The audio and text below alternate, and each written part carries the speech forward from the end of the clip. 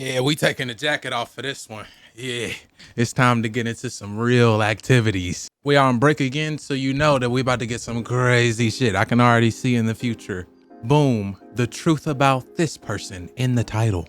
That might just be the title of the video, y'all.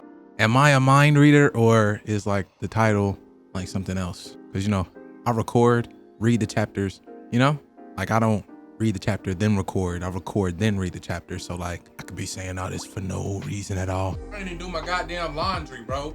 All right, all done. One Piece chapter 1114, titled The Wings of Icarus.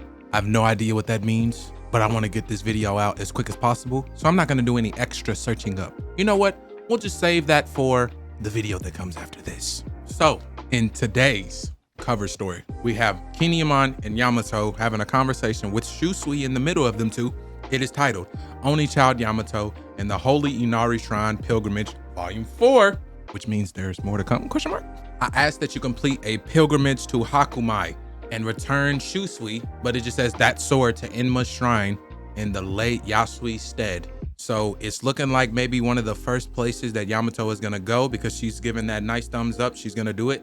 Maybe on her way around all of Wano, she's gonna take Shusui back to the shrine and let Shusui rest. Boy, does he need it. I ain't gonna lie, I'm about to finish my food before we get into this chapter, because I know this one is crazy. So y'all ain't gonna see none of this, but it's just gonna be a cut. Like, okay, I see what we're getting ourselves into. I see what it is that we are stepping into. I see it, I recognize it, and I acknowledge it. So chapter starts off at the Navy HQ. It's looking like we're gonna get like different pings of how people are responding everywhere in the world. Remember last chapter, Vegapunk dropped the bombshell on us that, hey, the world's gonna sink into the ocean because, Mr. Emu Man has been sinking islands like Lelusia that, raises the sea level ever so slightly, or like 5 feet. So, yeah, we're cooked.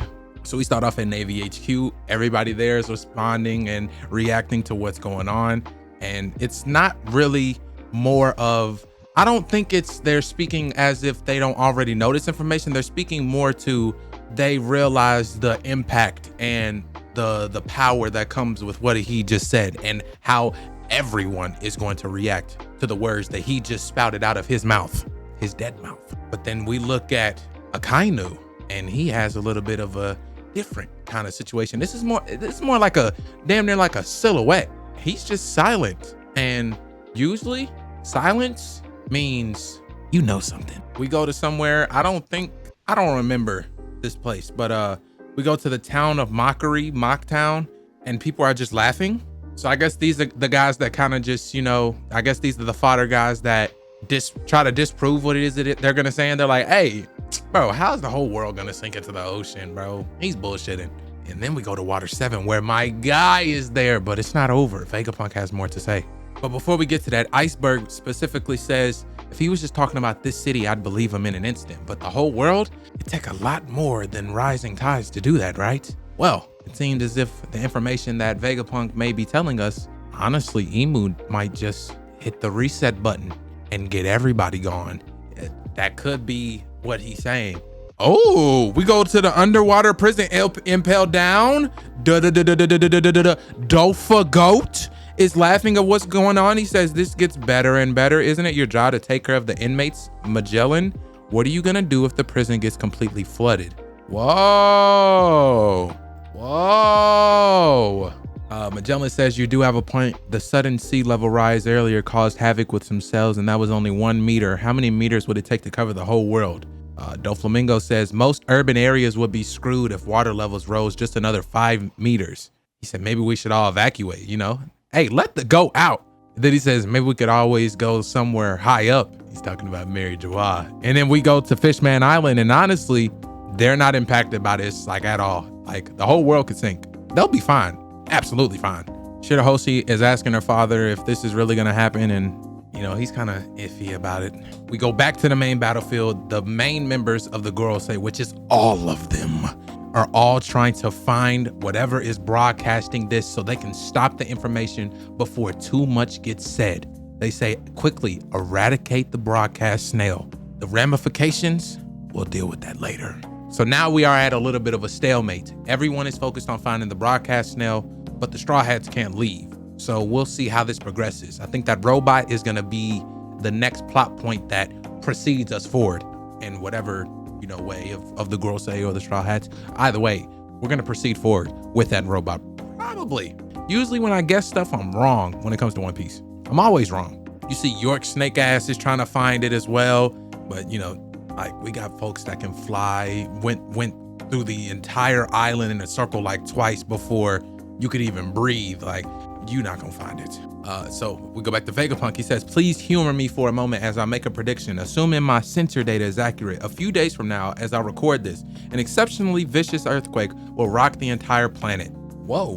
So is this like the effects of bombing Lelougia? Like, is this something that's gonna happen? Is this like a, you know, kind of like an after effect of, you know, dooming an island, disintegrating it, getting it gone, saying goodbye to it? Or is this like less about Lelougia and this has been something that's been kind of boiling up for a while? I would think that it has something to do with Lelougia because like it's been like 2 years and nothing like this has happened until Lelougia. So that's what I would assume is going on. He said, don't tell me he's talking about today's earthquake. Didn't he die after this recording? And this is Smoothie saying this alongside her brother, the stupid Pedro killer. Never forgive him for that. So we continue forward. He says, following this calamity, sea levels all over the world will rise by 1 meter. A number of islands will become uninhabitable, and naturally many beaches will also become completely submerged.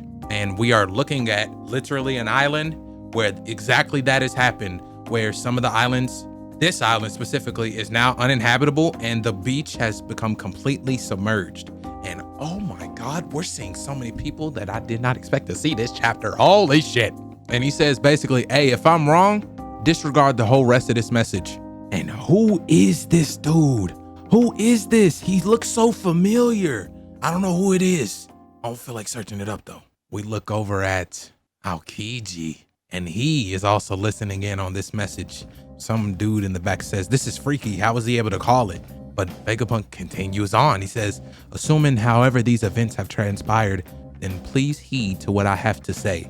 Vegapunk continues. He says, the earthquake I just predicted cannot strictly speaking be considered a natural phenomena. The Gorosei bombed the whole island doing that. So I think he's getting to the point where he talks about Lelougia. And now we have Saturn. He's starting to get a little bit flustered because he's about to maybe get to the part where he talks about Lelougia. And now he's just attacking the Straw Hats because he's right in front of them. And he's like, hey, Vegapunk, not another word. So Saturn is kind of, you know, fighting with, I'd say a nice amount of the Straw Hats, Nami, Usopp, Brook, Chopper, and Robin.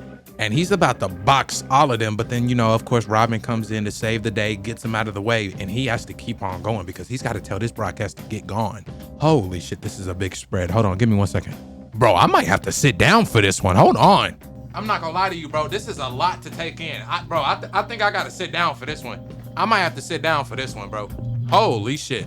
So now we have this big spread where basically Vegapunk is saying that his first grave sin was striving too hard to create a everlasting energy, which he ended up doing, which is the Mother Flame. And he said basically that he flew too close to the sun. And I think there's like a Navy member in here that's like in here wrecking shop right now. And Saturn is on his way there. He sees the Mother Flame, so maybe there might be something that's about to happen. He might just kill this Navy member because who told you to come in here and break shit? Yeah, it's starting to ramp up. It's a lot going on right now. So yeah, it's starting to ramp up. We're getting close to the end of this here arc, bro. Holy moly. Okay, so basically Vegapunk says he shouldn't get ahead of himself though. And then we skip over, we see the big old Iron Giants. Everybody's attacking it and nothing's working at all.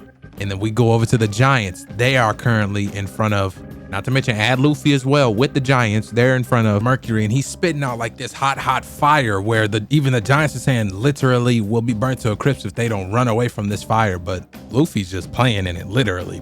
And we get back to, oh my God.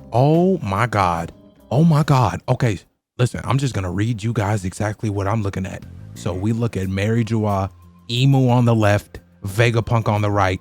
He says we must first address the past, specifically what happened between 900 and 800 years ago.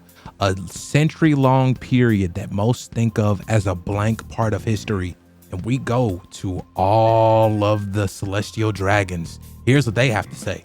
So the celestial dragons, it seems that they know exactly what it is that Vegapunk is talking about. They want him to just shut Vegapunk up. But at the same time, one of the celestial dragons doesn't know what he's talking about. Or maybe the celestial dragons don't know what he's talking about and they're just trying to be all high and mighty. Oh, wait a minute. Maybe they don't know what he's talking about actually. They're just being assholes. Because one of them says the voice entry, like, you know, what's he talking about? He continues.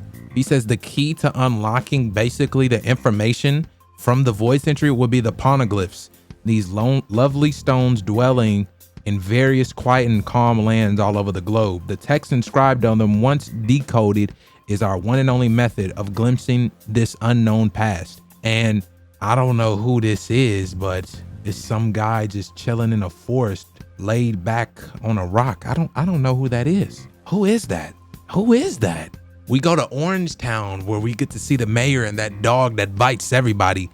Some female kid is talking to him. She says that was way back when 20 kings teamed up to create the world. And then the mayor basically says, I wonder if this guy knows about any of them. And the mayor basically says, who can say? What do you think, Chocho? The dog just barks. So Vegapunk is gonna keep on going, bro. Oh my God. Okay, so he says, despite this, any attempts to decipher the poneglyphs is considered taboo by the world government. And so I felt compelled to commit my second grave sin. I betrayed the government and studied this forbidden era myself. I wouldn't consider that a sin, honestly. Like you're a saint for doing that. And he says, I was fortunate enough to inherit several documents from a certain group of exceptional archaeologists, and that allowed me to decipher a number of poneglyphs. I pursued this research as far as possible, and I have no regrets. Oh my God. What are you about to say? He says, history is a story after all. And then we go to the Straw Hats where the Thousand Sunny is, and the clouds where the Sunny currently is stretching. I don't know what's up with that. Oh, and then so basically the clouds are stretching out right now. And they're saying basically that could be what Edison is doing. If they stretch the clouds out far enough, the ship can just fall into the sea. But doesn't that mean he's in there with the mother flame? So is he all right? He says, y'all Straw Hats better make it. Don't you dare get caught by the government. He looks damaged. Is he okay? He looks hella damaged. Another big spread. Oh my God. Even after all of the research that he did, Vegapunk only knows a small fragment of everything that actually went on during the Void Century, bro. That's crazy, but he knows more than a lot of people. And basically, Luffy, while all this is going on, he's still trying to attack Mercury to no avail. Like, this stuff just hurts him, does no damage. And Vegapunk basically says, I'm not gonna go into like speculation or anything, so he's just gonna give you the facts of what he knows. And the star of this story is a man who was born 900 years ago in a bountiful and advanced kingdom. And just like the legendary sun god Nika from the Fables of Elbaf, whoa, Fables of Elbaf, he too fought with a stretchy and elastic body. They called him Joyboy. He was the first man to take the seas, the first one to be called a pirate. Wow, wow, wow. We gotta clap it up for that one. Joyboy, the original pirate. The truth about Joyboy. Nah. Yo, I ain't gonna lie, guys. I gotta get some more information before I start like talking nonsense. We gotta talk about these past 2 chapters for sure. I'm not gonna lie to you guys, bro. I might have to just get straight to it. W chapter.